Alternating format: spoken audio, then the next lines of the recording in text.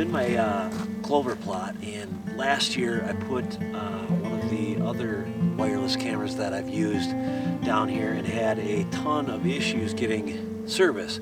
That's when I used a different service provider. Now that our new sponsor, Spartan camera, has a partnership with US Cellular, I'm going to be anxious to see here what it looks like in terms of the service as I set it up down here. So I'm going to throw this stick and pick. Believe it or not, I can push it right through the ground in the middle of February.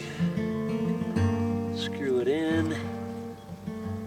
I put one on the 8 megapixels. I'm putting this one on the 5. I got to be honest, I haven't read enough about how it decides what it sends, if it really is going to send me an 8 or a 5 or a 3.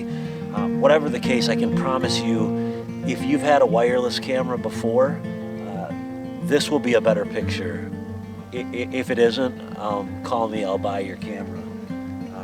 Because this is by far the best picture that I've ever gotten out of a wireless camera. It has so much more functionality than what I've used in the past. So Spartan camera's really done a good job of making that functionality really functional, which probably sounds silly, but a lot of trail cameras say that you can go in and change settings, and although that may be true, there's very few settings that really change from my experience that are of a ton of value.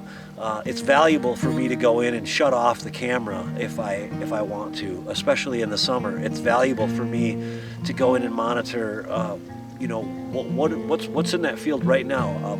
Click, etc. And it has the functionality of all that. I'm super pumped about it, as you can tell.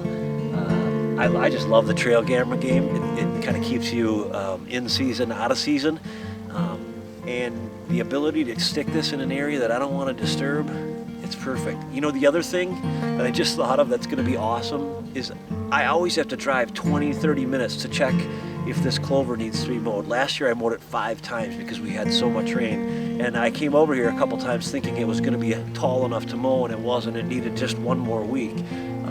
With this, I'll be able to tell. Not that that's a huge deal, but it's just one more added benefit of having something that's reliable, and that's what I've seen so far, is the reliability out of these cameras. Again, just at home, but we'll see once we get a chance to let it take some pictures over the next couple days, and we'll see what's happening out here.